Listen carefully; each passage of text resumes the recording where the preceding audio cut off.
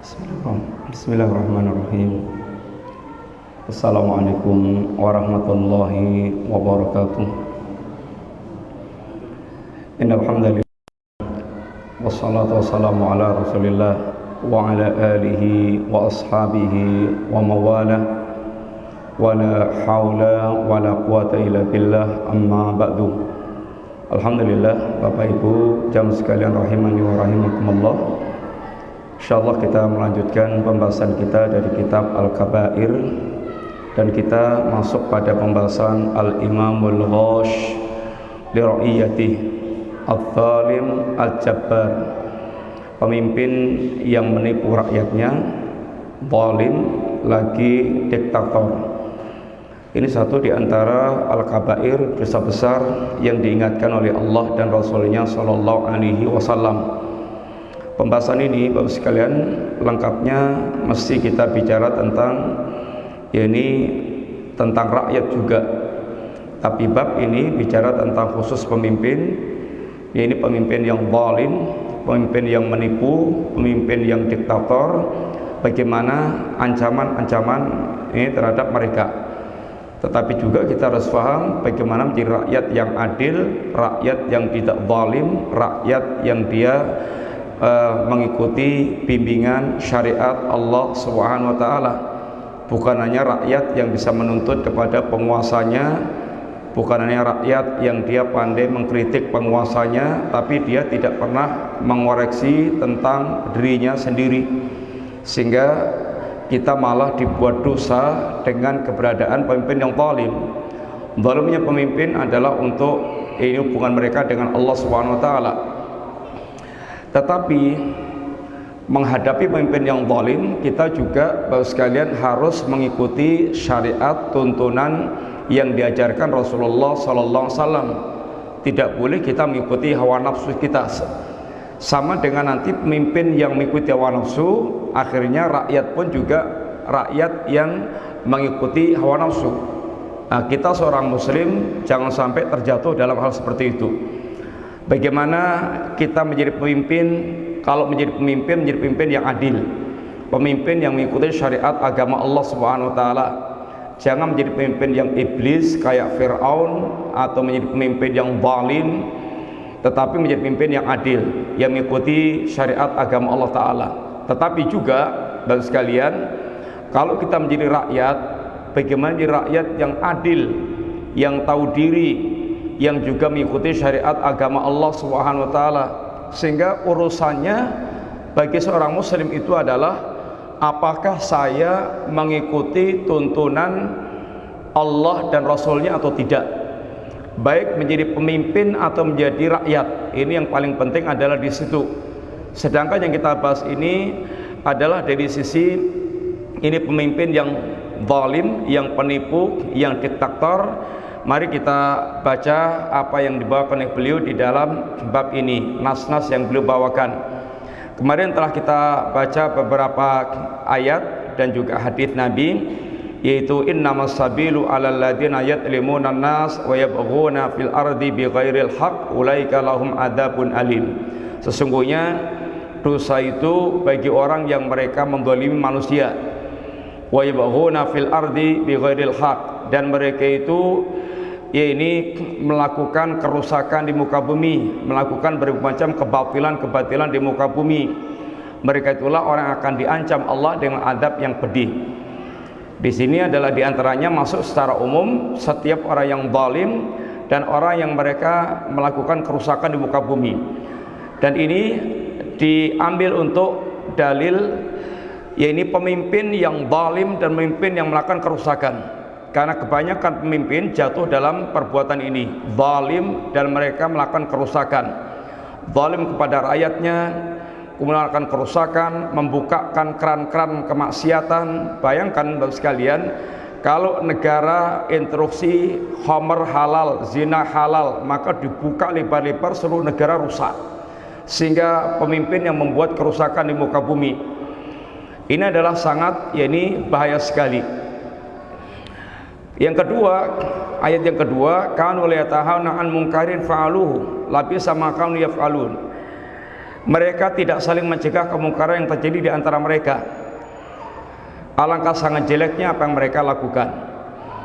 Penguasa, dia punya kekuasaan, punya kewibawaan, punya kekuatan. Kalau sampai punya kekuatan dia tidak bisa mencegah kemungkaran, maka dalam hadis nanti kita akan jumpai juga Allah akan menimpakan azab. Sudah kuat, dia kuat punya kekuasaan tapi tidak mencegah kemungkaran, apalagi kalau sampai justru membukakan pintu-pintu kemungkaran, sehingga berbagai macam kemungkaran itu dibiarkan saja dengan alasan, kadang alasan HAM, kadang alasan kebebasan manusia. Ini semuanya adalah kemungkaran yang mesti harus ditutup, dan pemimpin punya kekuatan untuk menutup kemungkaran-kemungkaran tersebut dibandingkan dengan yang lainnya. Sehingga kalau pemimpin dia tidak mengingkari kemungkaran, maka ancamannya Allah sampaikan ancamannya dalam berbagai macam ayat. Yang ketiga, hadis Nabi, kullukum ra'in wa kullukum mas'ulun an ra'iyatihi. Setiap kalian adalah pemimpin, dan setiap pemimpin akan dimintai pertanggungjawabannya. Ini semua pemimpin, dari pemimpin yang kecil sampai yang terbesar. Pemimpin keluarga, kepala rumah tangga, RT, RW, kemudian duko, kemudian lurah, kemudian camat, kemudian bupati, gubernur, sampai presiden. Ini semuanya tahapnya adalah tahap pemimpin. Mereka adalah kedudukannya sebagai pemimpin, dan mereka akan dimintai pertanggungjawaban atas kepemimpinannya. Apakah dia memimpin atau dia membiarkan? Namanya pemimpin itu memimpin, mengatur bagaimana biar menjadi baik, dan mereka menjadi hamba-hamba Allah yang taat. Sehingga kalau ada yang tidak lurus diluruskan, ada yang bengkok diluruskan, ada yang nggak benar dibenarkan. Ini pemimpin. Kalau membiarkan namanya bukan pemimpin. Maka dikatakan oleh Nabi, kalau sampai kepala keluarga itu membiarkan kemungkaran di rumah tangganya, itu namanya dayuth. Alladzi yuqil khubsa, alladzi yuqirul khubsa fi ahli. Ini orang yang mereka itu membiarkan kemungkaran, kemaksiatan di tengah-tengah keluarganya. Pembiaran terhadap kemungkaran, kemaksiatan di tengah keluarganya itu adalah dayuth. Nyun ngapunten, daus itu kalau bahasa kasarnya seperti germo, yaitu membiarkan kemungkaran yang terjadi di tengah-tengah keluarganya. Hadis berikutnya, man ghasyana falaysa minna. Barang siapa yang dia menipu kami, maka bukan termasuk golongan kami. Barang siapa melakukan penipuan, suami menipu istri, pemimpin menipu rakyatnya, penipuan-penipuan yang mereka lakukan itu, ini Nabi katakan bukan termasuk golonganku. Artinya dia bukan termasuk mengikuti ajaranku. Nabi berlepas diri dari orang tersebut. Ini termasuk diantara bentuk peringatan keras dari Nabi. Kalau pengen diakui umatnya Nabi, pengen betul-betul menjadi umatnya Nabi, maka jangan melakukan penipuan. Termasuk penipuan-penipuan dalam masalah jual beli, penipuan di dalam masalah muamalah. Terkadang sering orang dalam rangka untuk meraih keuntungan, dia melakukan penipuan. Kalau dalam riwayat Nabi menjelaskan ada penjual yang ditaruh di atas itu yang bagus-bagus, kemudian yang ditaruh yang di bawah itu ternyata cacat atau jelek. Di atasnya gandum bagus, di bawahnya gandum kodanan basah. Demikian juga kadang-kadang orang ini jual mobil, disemprot bagus, dicat, dibagus-baguskan, semuanya dipolas-poles sampai kemudian kelihatan bagus, cacatnya sama sekali nggak diterangkan. Ini termasuk nggak jujur. Kejujuran itu dengan menerangkan ada cacat-cacatnya, walaupun itu nanti akan menurunkan harga, tetapi nilai barokahnya itu yang dicari seorang jadi muslim. Kemudian hadis berikutnya, az-zulmu dzulumatun yaumal qiyamah. Kegelapan, kedzaliman itu adalah kegelapan dari kiamat kelak. Semakin dia zalim, semakin kegelapannya berlipat-lipat, semakin kegelapannya bertumpuk-tumpuk, sehingga kedzaliman itu akan mengurangi cahaya sampai menghilangkan cahaya sama sekali. Kemarin kita sampai pada pembahasan hadis ini. Sekarang kita lanjut sekalian berikutnya, nas-nas berikutnya. Ayyuma ra'in ghassa ra'iyatahu fahuwa finnar. Mana saja orang yang mereka memimpin, pemimpin mana saja yang dia melakukan penipuan kepada rakyatnya, maka dia adalah di neraka. Pemimpin itu adalah melayani dan berkhidmat untuk rakyatnya. Bagaimana betul-betul bisa membimbing untuk rakyatnya. Maka kalau zaman dulu nyun ngapunten, itu banyak pemimpin yang tadinya sebelum jadi pemimpin itu kaya raya, hidup mewah, tapi setelah jadi pemimpin itu dia malah miskin. Umar bin Abdul Aziz sebelum jadi pemimpin itu sugih belegedu, kaya raya, mewah, karena memang anak kerajaan. Ini anak keluarga kerajaan. Tapi setelah menjadi pemimpin, bahkan diriwayatkan sampai matinya itu hanya baju yang di badan yang dimilikinya. Kalau dicuci harus nunggu keringnya dulu, dan menjadi lebih kurus, kering, karena yaitu kerasnya dalam memikirkan rakyatnya dan bertanggung jawab terhadap urusan rakyatnya. Kalau sekarang jadi pemimpin rata-rata itu tadinya punya modal 1 miliar, setelah jadi menjadi 1 triliun karena cepat gendut. Dia mendapatkan dari berbagai macam arah untuk mendapatkan ini harta. Sudah begitu kampanyenya itu jujur, amanah, kemudian cerdas, terpercaya, dan seterusnya. Ini yang terjadi zaman di akhir zaman. Pemimpin-pemimpin yang mereka betul-betul ya ini sangat zalim, sangat buruk, sangat penipu kepada ya ini para rakyatnya.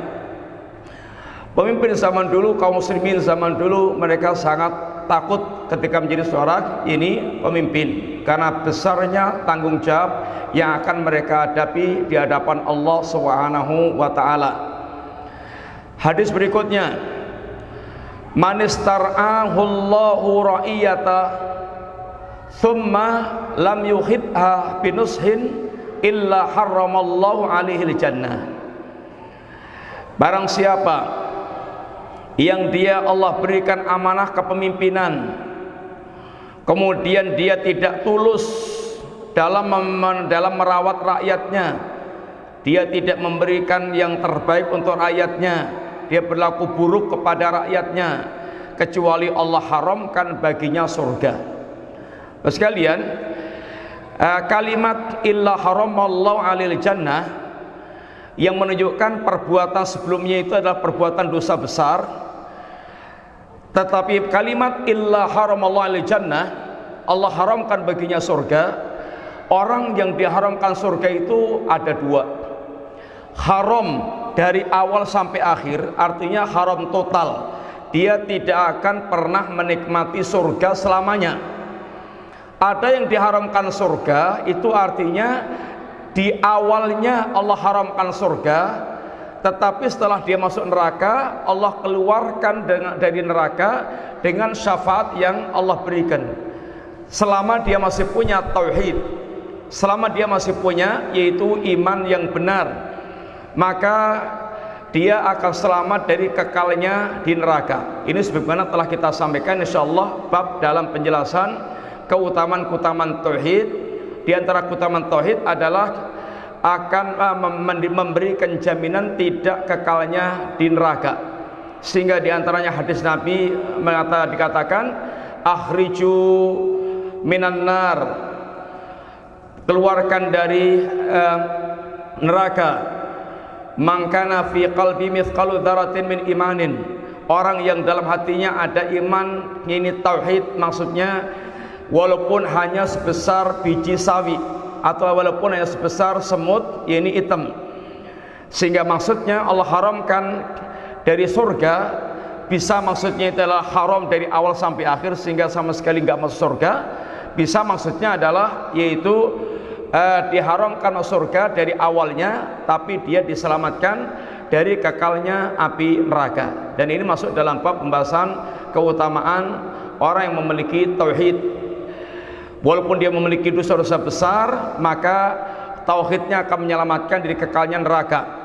Di antaranya sebagaimana hadis yang Nabi katakan, ya ibna Adam, law ataitani bi qurabil ardi khataya thumma laqitani la tusriku bi syai'an fataituhu wahai anak Adam, seandainya anda datang kepadaku dalam keadaan membawa dosa sebesar yakni bumi, thumma lakitani la tusriku bi syai'an, lalu anda datang kepadaku tanpa menyatukan sama sekali, la ataituka bi qurabil ardi khotaya, maka akan aku datangkan kepada engkau yakni la ataituka bi qurabil ardi yakni maghfirah, akan aku datangkan kepada engkau yakni ampunan sebesar dosa yang anda bawa. Ini adalah termasuk di antara keutamaan tauhid yang dijelaskan oleh Rasulullah sallallahu alaihi wasallam.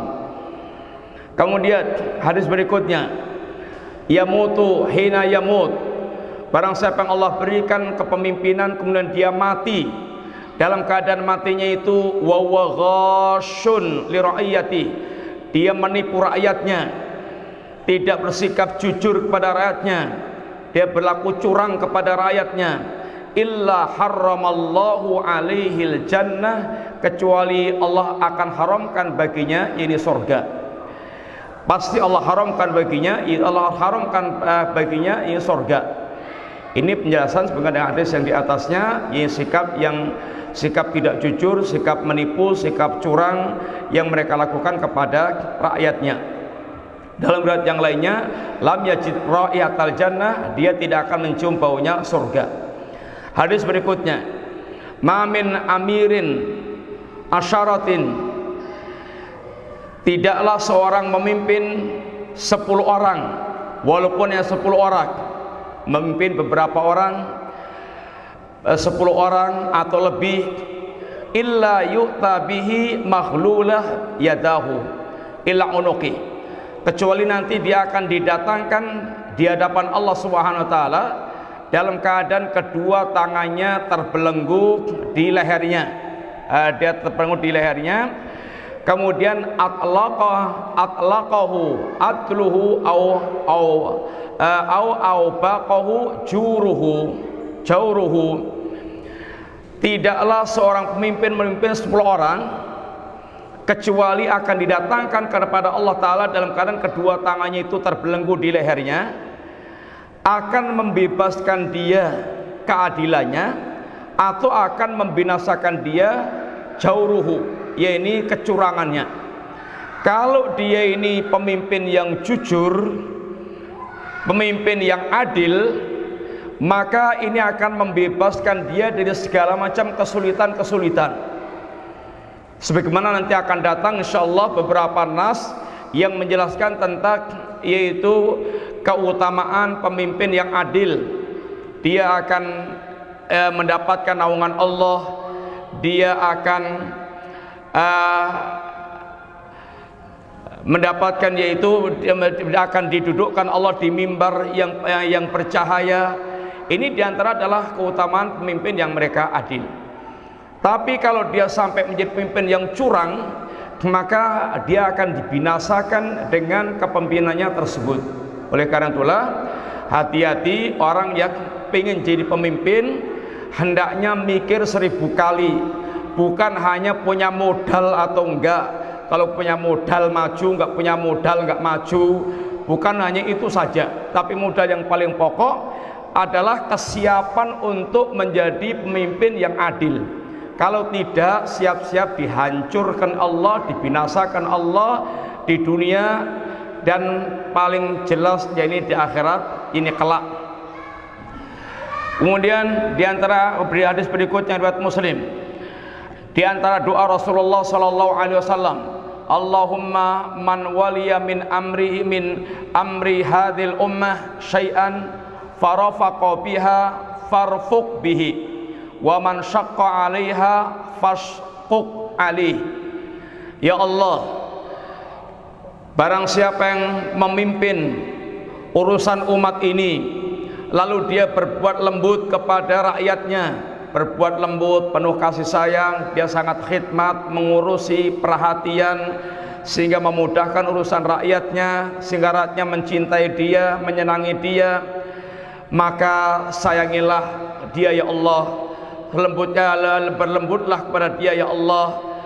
Ini doa Nabi kepada Allah SWT untuk pemimpin yang mereka itu bersikap ini lembut. Dan kelembutan itu kata Nabi secara umum inna rifqa la takunu fi syai'in illa zanah wala yungsa'u ma fi syai'in illa syanah. Sesungguhnya ar-rifqu, kelembutan itu tidaklah berada di suatu perkara pasti akan kelihatan indah, dan tidaklah kelembutan itu tercabut dari suatu perkara pasti akan kelihatan buruk. Suami yang lembut kepada istri kelihatan bagus, kemudian bos atau pemimpin juragan yang lembut kepada karyawannya akan kelihatan bagus. Penguasa dari kecil sampai yang tertinggi, presiden, gubernur, bupati, camat, kemudian lurah, RT, RW, kalau dia lembut dengan rakyatnya, dia akan kelihatan bagus. Tapi kalau dia bersikap kasar, maka kekasaran itu nempel dimanapun, maka kelihatan buruk, kelihatan jelek. Dan didoakan oleh Nabi orang yang lembut supaya dia mendapatkan kelembutan dari Allah Subhanahu wa taala. Wa man syaqqa 'alaiha fashquq 'alaihi. Ya Allah, kalau dia itu bersikap menyulit-nyulitkan, maka sulitkanlah dia. Bapak sekalian, ada modelnya orang itu ngapain kalau bisa dingel-ngel kok digampang-gampangkan. Dan itu kayaknya menjadi slogan sebagian kita. Sehingga kalau punya kesempatan dingel-ngel itu lebih baik bagi dia daripada dimudah-mudahkan. Mestinya kalau kita memimpin urusan orang, kalau bisa dimudahkan, jangan dingel-ngel. Sebab ngel-ngel urusan orang lain itu nanti akan dia dapatkan buahnya dingel-ngel oleh Allah urusan dia. Terkadang di dunia sudah mendapatkan kesulitan, nanti di akhirat dia juga akan mendapatkan sikap yaitu ngel-ngel dari Allah Ta'ala, dipersulit oleh Allah Subhanahu wa taala. Dan kalau orang dipersulit di akhirat jauh lebih rumit urusannya dibandingkan dengan di dunia. Sehingga orang yang memudahkan urusan orang lain akan Allah mudahkan. Man yassara ala mu'sirin yassarallahu. Barang siapa yang dia mempermudah urusan orang lain, Allah akan mudahkan bagi dia. Allah akan berikan kemudahan-kemudahan, dan khususnya kelak dari kiamat ini kemudahan yang luar biasa. Sehingga modal kita kecil memudahkan orang di dunia dengan fasilitas apa yang Allah berikan kepada kita, di akhirat kelak kita akan dimudahkan Allah di hari yang kesulitannya sangat dahsyat, yang kengeriannya sangat dahsyat. Kondisi yang dikatakan Allah yauman tataqallabu fil qulub wal absar, hari yang dimana hati orang itu goncang seguncang-goncangnya, mata terbelalak karena keadaan yang sangat rumit, lalu dimudahkan Allah di saat yang demikian. Ini sebuah kenikmatan yang luar biasa. Memudahkan orang di dunia, hasilnya akan diberikan kemudahan-kemudahan oleh Allah Subhanahu wa taala. Sehingga rumusnya dalam agama kita al jaza min jinsil amal. Balasan itu sesuai dengan amal yang kita lakukan. Kalau kita suka memudahkan orang, Allah akan mudahkan kita. Kalau kita suka ngel-ngel orang, Allah akan ngel-ngel kita juga. Kalau kita suka zalim pada orang, kita akan disikapi kasar oleh Allah Subhanahu wa taala, dihinakan oleh Allah Subhanahu wa taala. Intinya al jaza min jinsil amal. Balasan itu akan kita dapatkan sesuai dengan kadar amal yang kita ini lakukan. Saya kunu umara'u fasaqatun jawratun faman saddaqahum bikadbihim wa a'anahum ala dhulmihim falaysa minni walastu minhu walan yadita alayyal haud. Lalu diantara ancaman Nabi juga, saya kunu umara'un fasaqatun jawratun, akan datang setelahku ini pemimpin-pemimpin yang fasik, yang curang. Ini berita nubuah, terus sekalian. Ya, ini sepeninggal Rasulullah SAW nanti akan muncul pemimpin-pemimpin yang fasik, yang curang. Ini maksudnya berita Nabi. Dan ini berita seperti ini termasuk memberikan bekal kepada kita Supaya kita pertama, supaya kita tidak menjadi pemimpin yang fasik, yang fajir. Supaya kita selalu menghindar jadi pemimpin yang fasik, yang fajir. Yang kedua, kalau kita menemui kepemimpinan yang fasik dan fajir, bagaimana sikap kita? Maka kita telah diajarkan oleh Nabi bimbingan-bimbingan Rasulullah SAW yang berkaitan dengan menghadapi pemimpin yang fasik, yang zalim, yang fajir. Bahkan kata Nabi akan muncul pemimpin yang mereka fi jusmanil insi qulubus syayatin fi jusmanil insi. Hatinya itu hati setan. Akan muncul pemimpin-pemimpin yang hatinya itu hati setan, yang sangat buruk, yang sangat zalim, yang sangat fajir, yang sangat rusak, sangat penipu, tapi dalam bleger manusia. Kemudian bagaimana kita mensikapinya? Nabi memberikan bimbingan-bimbingan. Jangan sampai kita mensikapi pemimpin yang zalim juga mengikuti hawa nafsu kita, ngamuk, kemudian maki-maki, kemudian melampiaskan sesuai dengan ya ini hawa nafsunya. Sama saja berarti dia kalau jadi rakyat yang zalim, rakyat yang hanya mengikuti hawa nafsu, sebagaimana kalau jadi pemimpin yang zalim mengikuti hawa nafsu. Nyun ngapunten, sekarang yang jadi pemimpin kita ini dulu itu tukang demo juga, tukang mencaci maki penguasa juga, tukang rusak juga. Sekarang jadi pemimpin kemudian juga rakyatnya demo mencaci maki, mengumpat. Itu lingkaran setan. Sehingga di zaman Ali bin Abi Thalib pernah ditanyakan pada Ali, wahai Ali, kok zaman kamu sekarang ini nggak seperti zaman Abu Bakar dan Umar? Banyak kekacauan maksudnya itu. Kata Ali, dulu zamannya Abu Bakar dan Umar, rakyatnya itu seperti saya ini, baik-baik, sehingga juga pemimpinnya baik-baik. Tapi zamanku sekarang ini rakyatnya kayak kamu seperti ini. Sehingga Bapak sekalian, rakyat harus melihat dirinya sendiri dulu sebelum dia juga menilai para pemimpinnya itu. Karena pemimpin itu lahir daripada rahim rakyat. Jadi rakyatnya kayak apa, Allah berikan pemimpin kayak gitu, sampai nanti Allah berikan pemimpin yang baik ketika rakyatnya itu adalah rakyat yang baik. Sehingga jangan hanya pandai mengumpat, mencaci maki, menilai ini pemimpinnya sebelum dia melihat dirinya sendiri apakah dia siap menjadi rakyat yang baik, menjadi hamba Allah yang baik, sehingga Allah akan berikan pemimpin yang baik. Nabi telah beritakan akan muncul pemimpin-pemimpin yang fasik, yang fajir.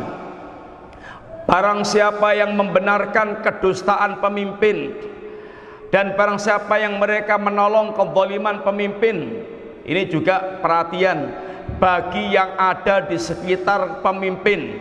Jangan menjadi pembisik-pembisik yang merusak pemimpin. Pemimpin itu, Bapak sekalian, itu sangat tergantung dengan orang-orang di sekelilingnya itu, para pembisiknya ini. Kalau para pembisiknya ini setan-setan, iblis, dajjal, itu pemimpin ini rusak. Maka zaman dulu pemimpin itu mencari pembisiknya ini ahlul Quran, orang yang mereka betul-betul faham Quran, faham agama Allah SWT, para fuqaha. Sehingga para ulama ini kalau melihat pemimpin yang zalim, dia akan meluruskan, akan mengingatkan, akan menasihati, bukan menjadi para penjilat-penjilat yang bahkan semakin mendorong pemimpin itu ke neraka. Sehingga kalau dia melihat pemimpin yang zalim, dia akan menasihati, akan meluruskan, dan dia tidak menjilat para penguasa. Inilah ulama, sifatnya ulama. Sehingga dan juga peringatan bagi yang ada di sekitar pemimpin, jangan sampai justru dia mendukung kefajiran, kerusakan, kedustaan pemimpin. Kalau dia justru mendukung, membenarkan kedustaannya, menolong kezalimannya, maka diancam oleh Nabi SAW, falaisa minni, dia bukan dari golonganku, walastu minhu, dan aku tidak termasuk, yakni kelompok dia. Artinya Nabi berlepas diri dari orang-orang yang seperti itu. Kalau memang kita ingin jadi pengikut Nabi diakui oleh Rasulullah SAW, maka kalau kita jadi pemimpin, jadilah pemimpin yang adil. Kalau ada di sekitar pemimpin, jadilah di sekitar pemimpin membisikkan yang baik-baik, meluruskan yang salah, sehingga tidak kebablasan. Ini adalah diantara penegasan Nabi. Walan yarita alayyal haub.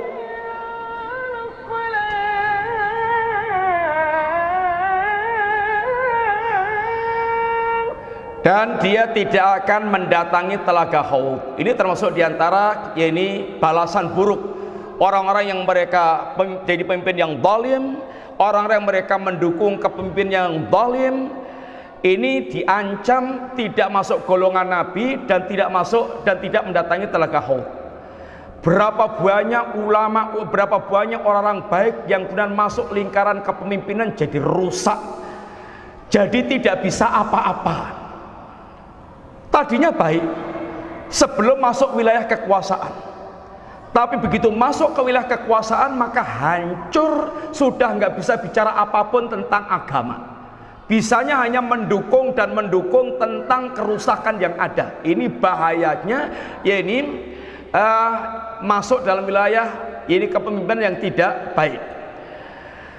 Bahkan kalau dia ahli agama, tahu dalil, maka dia akan bermain dalil untuk membenarkan kerusakan-kerusakan yang ada.